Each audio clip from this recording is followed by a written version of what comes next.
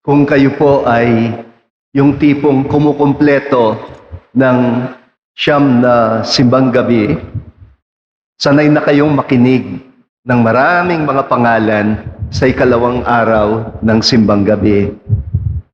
Kung sanay na kayong makinig sa listahan ng mga pangalan, ilan ang nakalista na ninuno na narinig ninyo?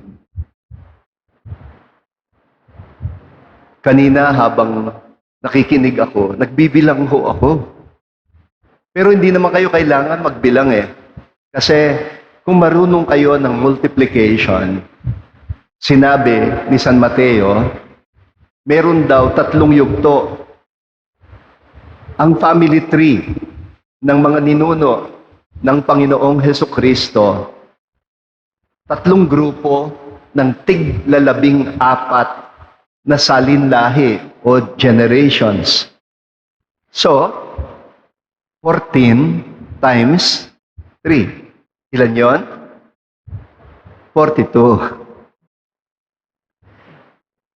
Ang unang yugto, mula kay Abraham hanggang kay King David. Ang pangalawa, mula kay King David hanggang sa Babylonian exile o yung pagkakabihag nila sa Iraq. Ang dati hong pangalan ng Iraq ay Babylonia. At ang pangatlo, mula sa Babylonian exile hanggang sa Panginoong Hesukristo. Kaya konting Bible study, maikli lang. Bakit ba kay Abraham nagsimula ang listahan? Dahil siya ay pinangakuan ng Diyos na magiging father of many nations. Mula sa pangalang Abram, naging Abraham siya. Father of many nations. Ama ng maraming mga bansa. At bakit naman kay Jesus nagwawakas ang talaan? Dahil siya ang gustong ipahayag ni Saint Matthew, na binasa natin, bilang katuparan. Katuparan ng pinangako ng Diyos kay Abraham. Kaya, iugnay ninyo yung salitang pangako kay Abraham. At iugnay ninyo yung salitang katuparan kay Jesus. So paano ba siya katuparan? Sa pamamagitan ng masaklap na karanasan nila ng exile o diaspora, ang pagkakabihag ng Israel sa ilalim ng Babylonian Empire na siyang naging dahilan kung bakit nagkalat sila sa maraming mga bansa sa buong daigdig. Dati ho kasi, ang pagkilala nila kay Yahweh o ang pagkilala ng mga sinaunang mga ninuno mula kay Abraham, Isaac at Jacob, si Yahweh ay Diyos lang ng kanilang angkan. The God of their tribe, the God of their family.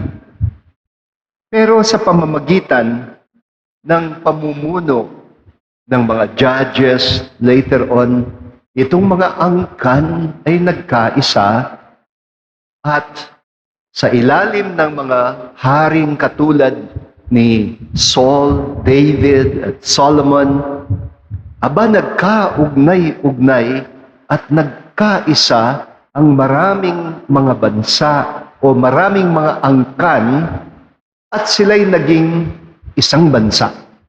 One United Kingdom. Hindi naman po sila originally talagang united. Kaya, ang Diyos nila na si Yahweh, na dating kinikilala nila bilang Diyos lang ng isang pamilya o isang angkan, ay naging Diyos ng buong bayang Israel. Pero ito ang kabalintunaan na parang biro ng tadhana. Aba kung kailan bumagsak ang kanilang bansa, kung kailan sila sinakop ng Babylonians, kung kailan sila nabihag at nagkalat sa buong mundo, abay, noon nagsimulang mabigyan ng katuparan ang pangako na si Abraham ay magiging father of many nations, ama ng maraming mga bansa. Kasi unti-unti na umusbong sa kanilang kamalayan na yung Diyos pala nila na si Yahweh ay Diyos hindi lang ng isang pamilya, hindi lang ng isang angkan, hindi lang ng isang bayan, kundi Diyos ng lahat ng bayan, Diyos ng buong sangkatauhan, ng buong sangnilikha. Kung nakinig ho kayo sa first reading natin kahapon, sa first day ng Simbang Gabi, ito yung binigkas na orakulo ng propeta na si Isaías.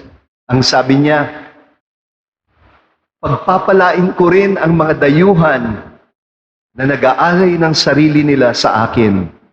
Ang aking templo ay tatawaging bahay dalanginan para sa lahat ng tao sa buong mundo. Para sa lahat ng tao mula sa lahat ng mga bansa.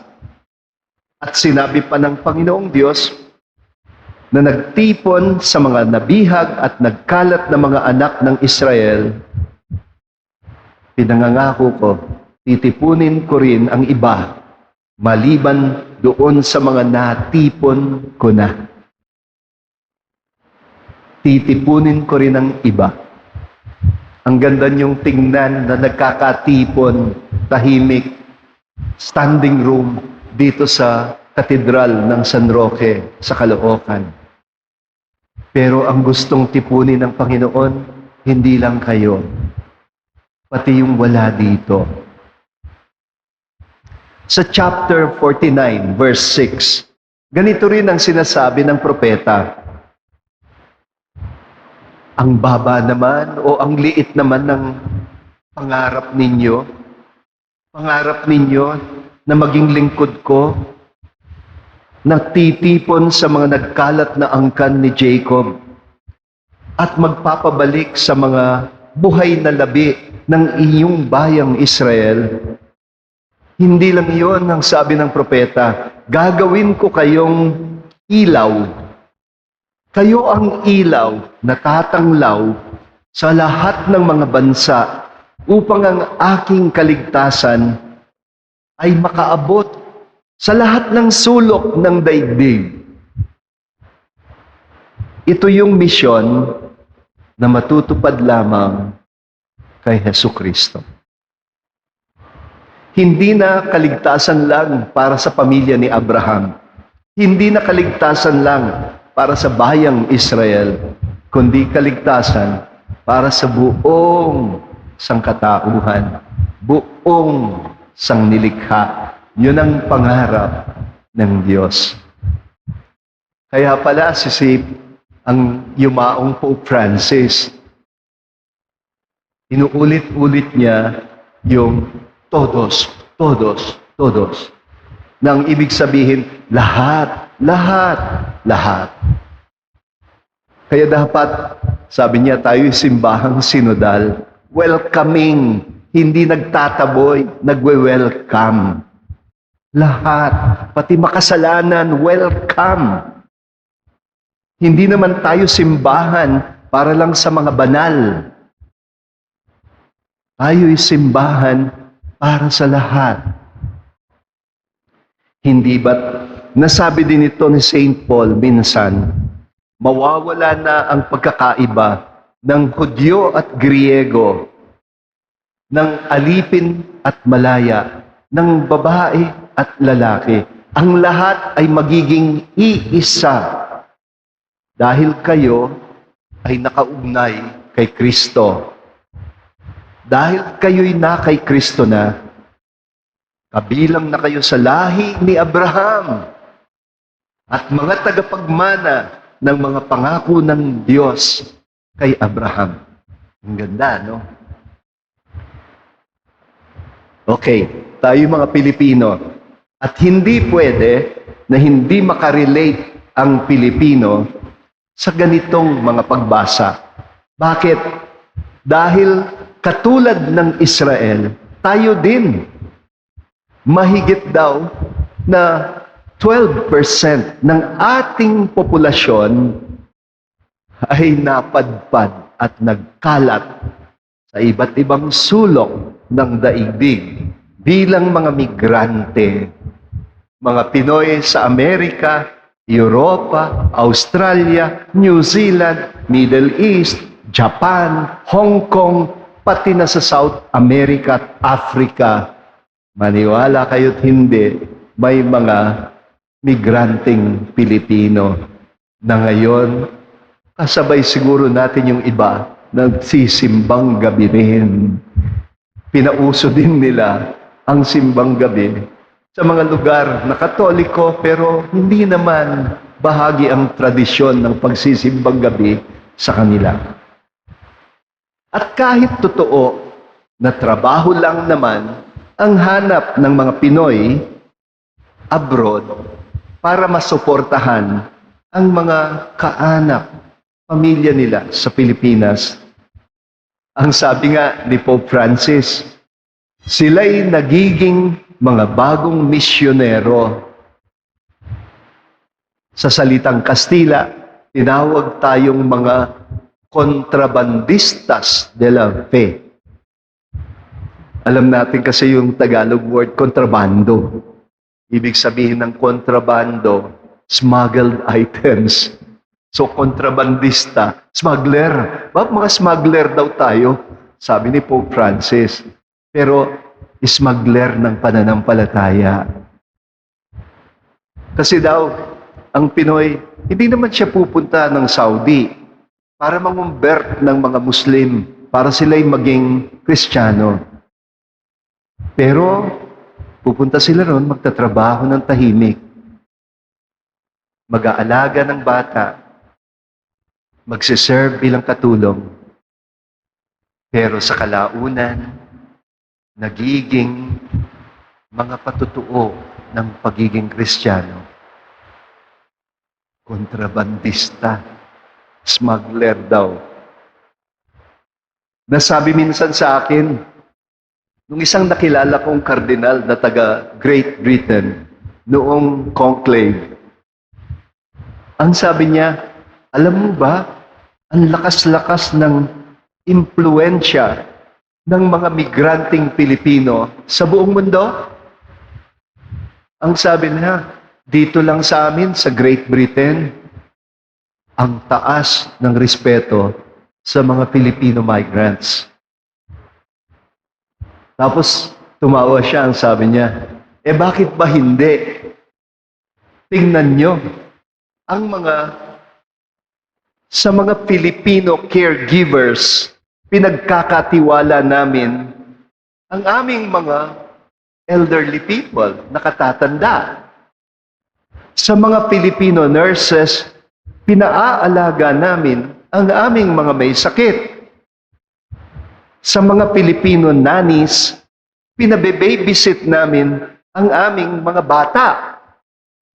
At sa mga Filipino domestics, pinagkakatiwala namin ang paglilinis ng aming mga bahay.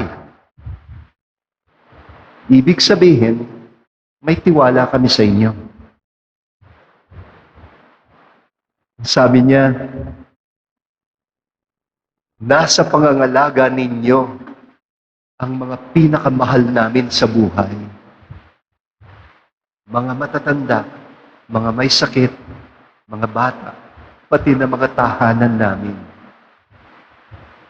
Kung ipagkakatiwala namin yan sa inyo, ibig sabihin, mapagkakatiwalaan kayo. Noon ko lang yun naisip. Kasi marami sa atin ang baba ng tingin sa mga OFWs. Yun pala ang tindi ng impluensya ng OFW natin. dahil ang hawak nila ay mga vulnerable sectors sa lipunan. So, ang sabi niya, pwede bang hindi pakikinggan ang mga taong kumakalinga sa pinakamahihina at mga nasa maselang kalagayan ng aming bansa? Kung ang Pinoy ay sikat bilang caregiver at ang Pasko ay tungkol sa Diyos na nagkatawang tao upang turuan tayo to care for one another, kumalinga sa isa't isa, ibig sabihin, ang ating mga migrante sa tahimik nilang pagtatrabaho, sa tahimik nilang pagkalinga, sa matatanda, sa mga bata, sa mga may sakit, sa ginagawa nila, nagpapahayag na sila ng malakas na patotoo sa mabuting balita ng Diyos na kumakalinga. Hindi to aksidente. Sana ho maging malinaw sa atin. May plano din ang Diyos at kasama tayong lahat sa pagsasakatuparan niya, ng plano niya sa pamamagitan ng tahimik na pagsaksi nila at patotoo, lalo na ng marami sa ating mga kababayan sa mabuting balita sa iba't ibang sulok ng daigdig. Kaya mga kapatid, na naririto sa bayang Pilipinas, tayong naririto upang lalong lumakas at lalong tumaas ang kredibilidad ng ating patotoo bilang mga alagad ni Kristo. Tayong mga naririto pa sa Pilipinas, sana ho, magkaisa tayo sa muling pagsasaayos ng ating bansa, sa mariing pagtatakwil, sa katiwalian, sa pagpapanumbalik sa katapatan ng mga lingkod bayan sa gobyerno, sa pagtatatag ng isang lipunang patas, makatarungan, mapayapa, at sagana, hindi lang para sa iilan, kundi para sa nakararami. Kapag nangyari yon, tayo'y magiging ilaw, natatanglaw, tahimik na tumatanglaw sa lahat ng bansa sa buong mundo.